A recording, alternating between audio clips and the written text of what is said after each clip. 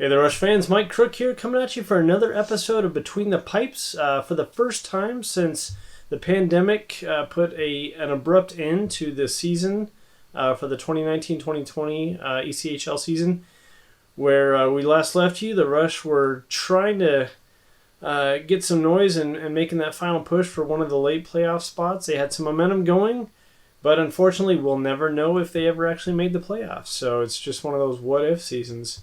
But here we are. We're actually coming up on the middle of November, and the season is, as of today, the shooting of this, we're November 10th. The season is actually a month away from tomorrow. So really excited about that. So in this episode, we're gonna be covering a few things. We're gonna be touching on the Fan Fest that occurred on Halloween, October 31st of this year, which was kind of a season kickoff for the Rapid City Rush. A lot of fun with that one. And we're also going to look at some highlights of that, some of the fun little interviews that happened with the team's new on-ice host, Miranda O'Brien, as well as some interviews that I got to do last week with Team President Todd Mackin and Head Coach Daniel Tetrault. And lastly, we'll just kind of touch on some of the things that we can look to expect from the Rush during their home opener next month and their first 10-game slate on this new norm for the ECHL this year, so stay tuned.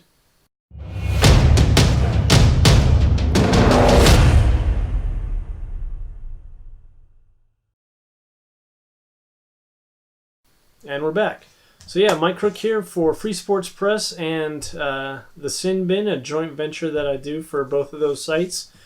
So yeah, first off, we'll kind of touch on Fan Fest. It happened on Halloween, and it was a kickoff for the 2020-2021 ECHL season for the Rapid City Rush. And actually, considering the current state of affairs with the country and the world, for that matter, it was actually a really good turnout. Had a lot of family and with their kids coming out to trick or treat. Got to see a lot of great vendors. A lot of vendors we didn't even know existed, to be honest. So it was good to see a lot of those vendors come out in support of the Rush. And some great announcements, both by Todd Mackin and by Coach Tetrault. And it was great to have the new introduction of their new on-ice host. She did a great Q&A with the coaches there, and it was really cool. So while we're not going to play the whole thing in this, because we did compile that whole video, it's about a half hour. So if you do want to go check out that video, feel free. Just go pop on over to the card. We'll pop it up right here for you guys. And we'll also put a link to it down in the description below. So make sure to check that out. So yeah, thoughts on Fan Fest? It was a lot of fun.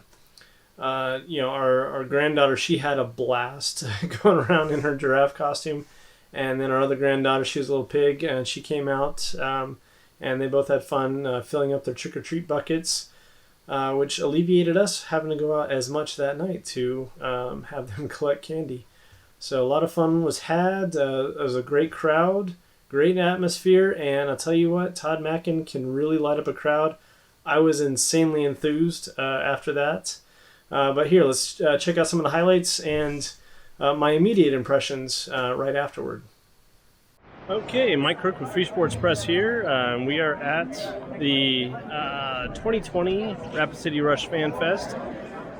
Just finished doing a lap with wife Sarah and granddaughter Madison. Got all of our vendors punched, and man, there's a lot of good vendors out here. We'll do a quick sweeping shot here momentarily. But honestly, due to COVID, really good turnout, very impressive, and a lot of really good vendors out here this year too. We didn't make it out to last year's Fan Fest. I don't remember why, but there was something that was preventing us from coming down. But we had a lot of fun. So, what's up, Nugget?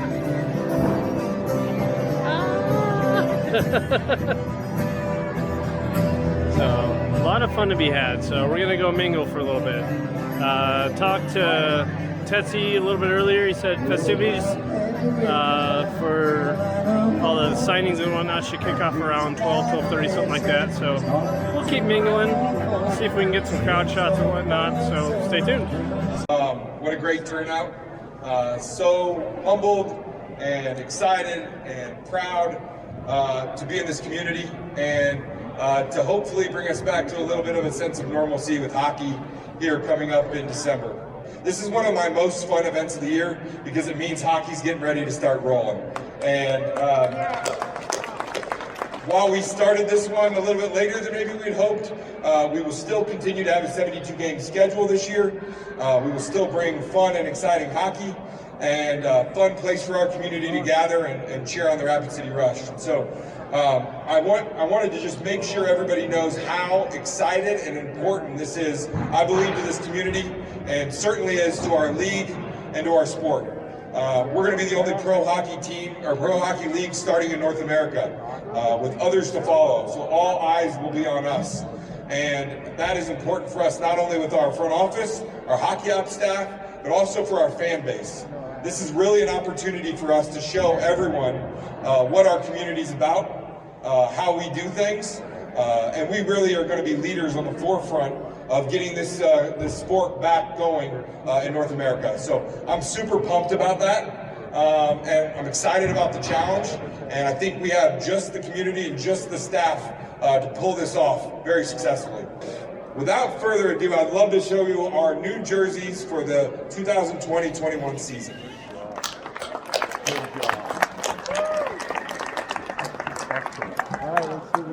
So I'm fired up about that look. We also have red shells this year, and red helmets. So you might see us in all red. I love that intimidating black look too. So I think both sides of it, when they come in our building, they're going to know they're going to have to deal with not only a sharp dressed squad, but a squad that's going to do a lot of things right on the ice. So yeah, that was really cool to see what the Rush and the Civic Center are going to be doing for fans starting next month. And here in a few weeks, we'll actually probably down to, maybe a week or so, and they're going to start laying ice down, and the players will be coming in and starting their COVID protocols and doing some training, some practices, and it'll be interesting to see what we can do for a scrimmage, but word has it that the public might be able to get involved with the scrimmage, so we'll have to see what happens there. I mean, it's a fluid situation. Things could change. What it is today, it may not be the same way tomorrow, so you never know. But next up, we have some fun player announcements that Coach Tetrault got to touch on. So here's just a quick little snippet about that and a reaction to it as well at the time. And I see a lot of faces here, familiar faces we haven't seen since March. And thank you, and thanks for coming, and it's great to see you guys again here today. Two new signees, Avery Peterson from Atlanta, 6'3" centerman. Played at Minnesota Duluth, won an NCAA championship there. He's a 6th-round pick of the Minnesota Wild. Scored 18 goals last year in 50 games. He's an up-and-comer and a great centerman to have. The other kid, Alex Rodriguez, he was the top scorer for Norfolk Admirals. Signed him here recently, really excited. Guy that goes to the net, he's got a scoring touch. Both of them is going to provide a lot of offense, a lot of leadership. And one thing one of the reasons they wanted to sign here is because of you guys too. They saw the stands fill last year, and they're like, you know what, good things are happening in Rapid City, and we want to sign here. So those are always good phone calls to have as a coach, and it's great to a great staff and you guys, the fans. So thank you, and these guys are going to add a lot to the team. Thanks. So there you have it, Rush Nation. That's some awesome signings that they just announced here at FanFest, and man, that is going to really bring some amazing firepower and great net presence for some potential explosive offensive powerhouse lines that the Rush could be putting together this winter. And yeah, is it December yet? Because man, tell you what, watching Mackin speak and Tetsi speak, they really get you pumped like you wouldn't believe, and just looking forward to some great stuff this December. Not gonna lie, those are some great signings that the Rush recently announced that day, and it's gonna be a huge treat to see what kind of a line or multiple lines that Coach Tetrault puts together for those guys. There's some explosive firepower. Those guys have put together some really great stats. Check them out, and looking forward to seeing what they do on the ice this fall/winter.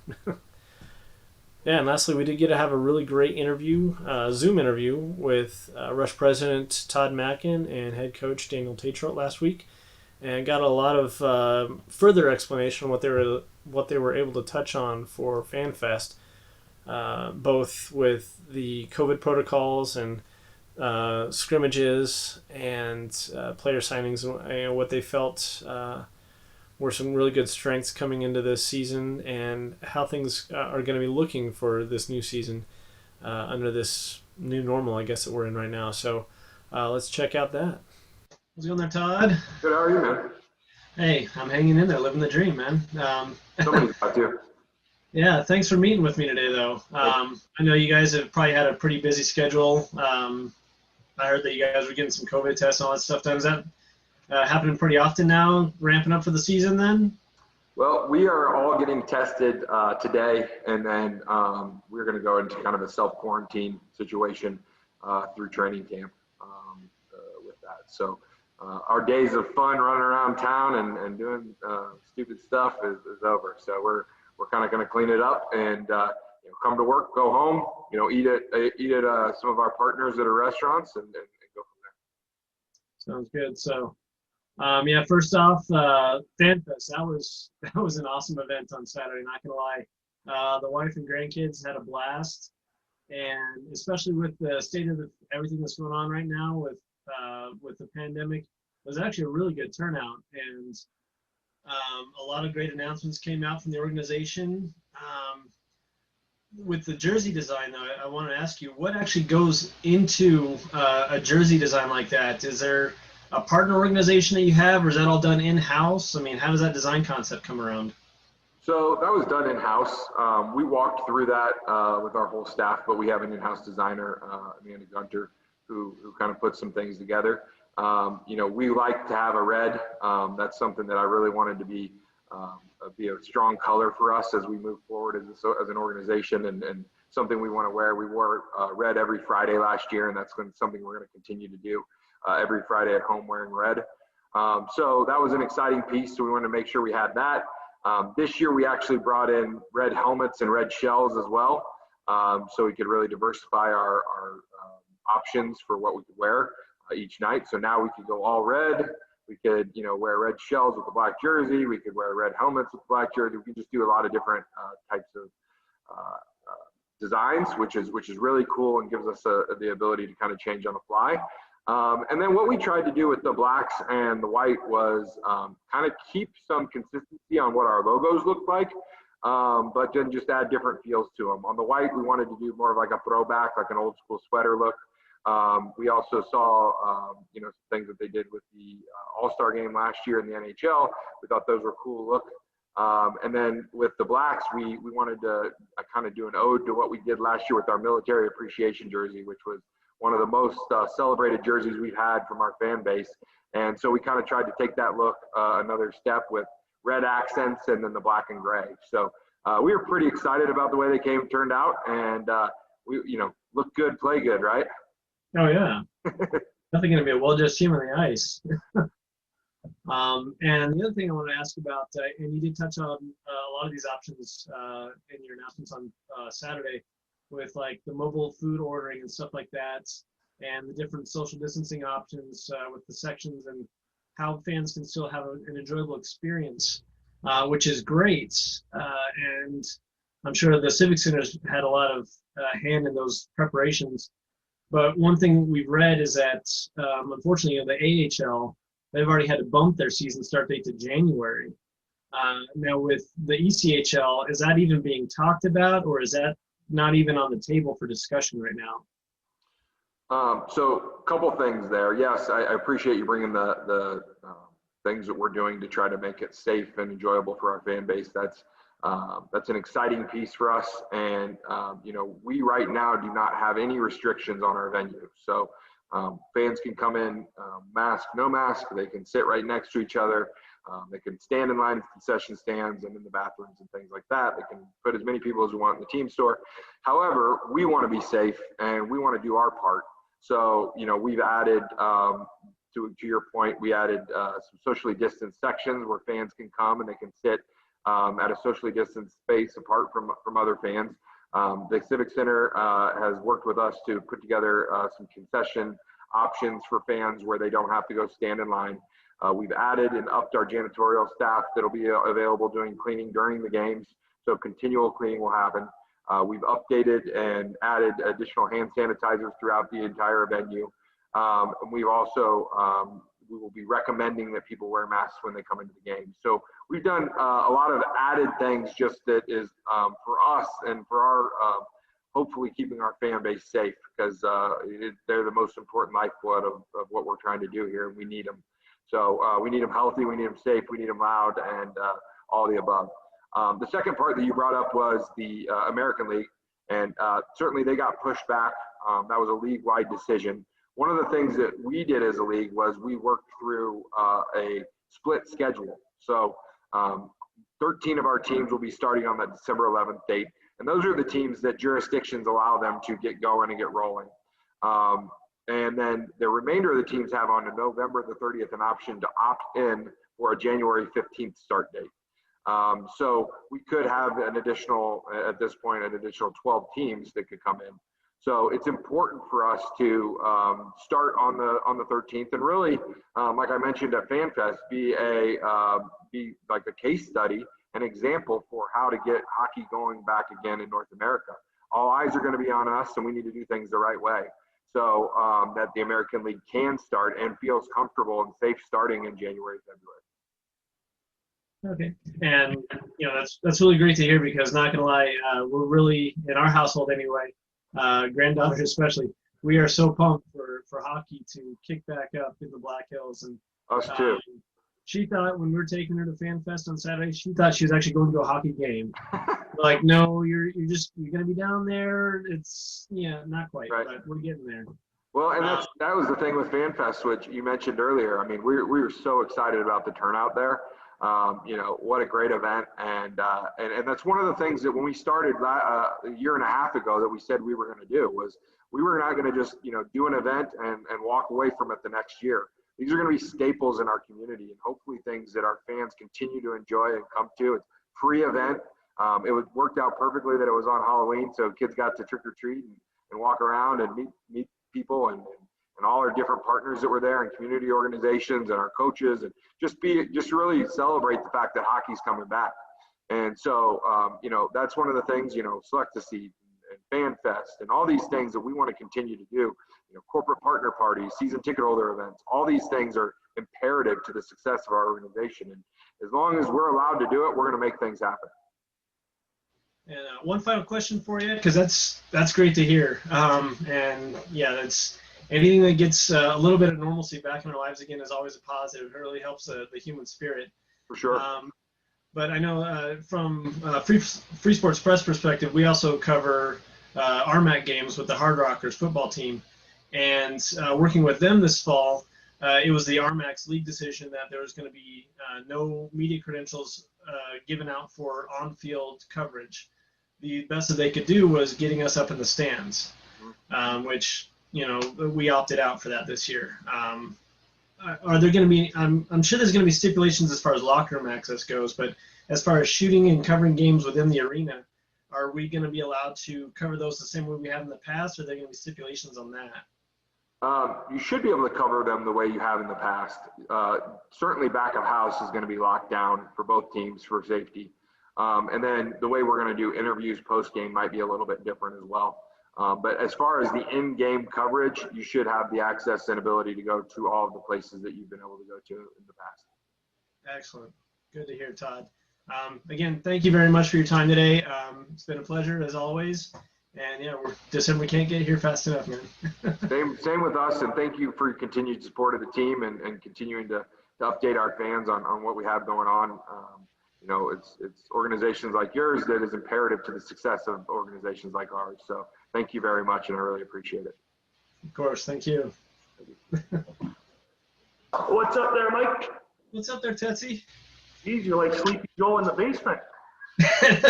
That's where they got me locked down here for most of my day, as I'm chilling in the basement. Yeah, I'm just kidding.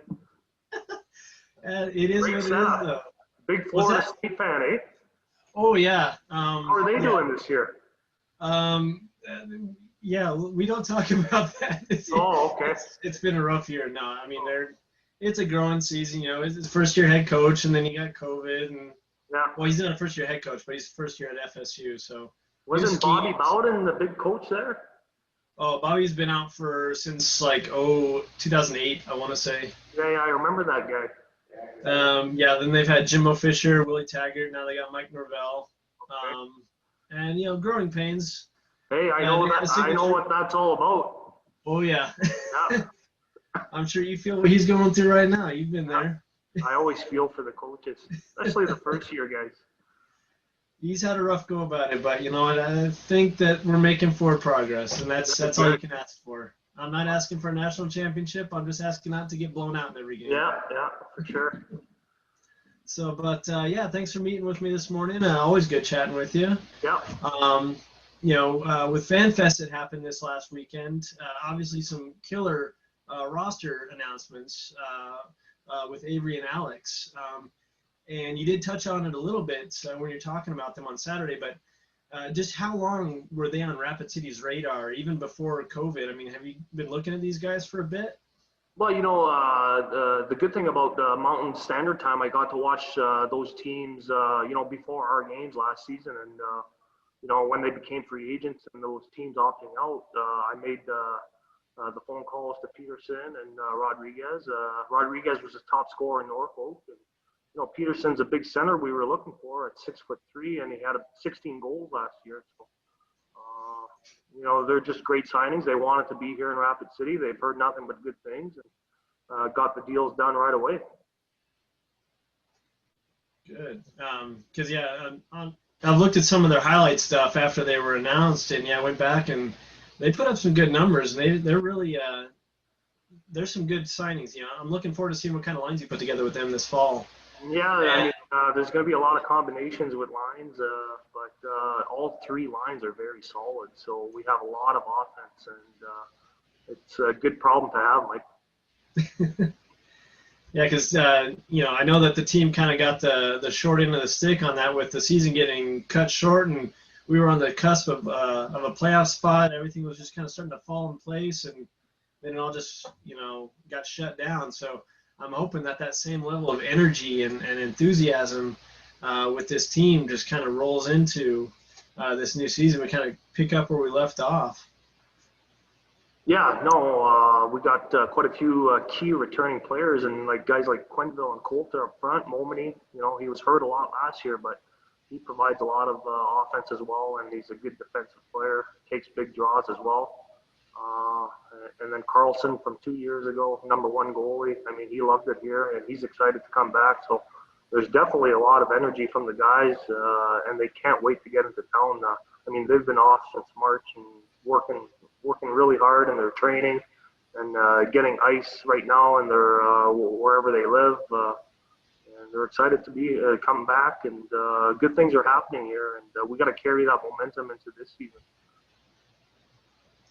Good. And I know that it's a really sad time in our home household when hockey season's done, and especially when it happens abruptly like that. We were actually at that last game before the season went south, and it was really a big bummer that was the end of it. But now with all the new signings and stuff that we've had, and new players that are making their first appearance in the Black Hills, both as a coach and just a love of the game, is there any one player that's new to the team that you are just really psyched to see, both how they gel on the ice and in the locker room with the current roster? Well, Mike Hedden was a big signing. I mean, a veteran guy that's won championship at the American Hockey League level with the Texas Stars. He was a point-a-game guy in Jacksonville last year, and we actually tried to get him last season when he got released early in the season by Allen, but we were high in the standings, so Jacksonville had grabbed him before us. But, he's a winner. He's a true leader on and off the ice. He's going to be great for the locker room. It's something that we were missing in the locker room with that veteran presence. We didn't have one veteran last year, and we kind of hit a bumpy road with injuries and call-ups midway through the season, and we just didn't have that veteran leadership we needed, when times are tough. So a guy like him, Joey Sides, took the year off last year, but he played here in the Black Hills in 14-15 before injury struck. He didn't play that many games, but he went on to play in Tulsa, 72 games, and then Kansas City after that. And he was close to a point a game guy, and he's rejuvenated and excited to come back here. So, and then Klotzy's back, probably the toughest guy in the league. He'll make sure the skill guys have time and space out there, and and then Boutte on defenseman, another veteran D-man that we needed. Excellent. So I'm looking forward to see Carlson play too. He loved it here. So, and like the only reason we got the 30 wins unaffiliated 2 years ago is probably because of him. So I know he's pumped up. He's a great goalie. Yes, he is. He is a beast between the pipes. Yeah.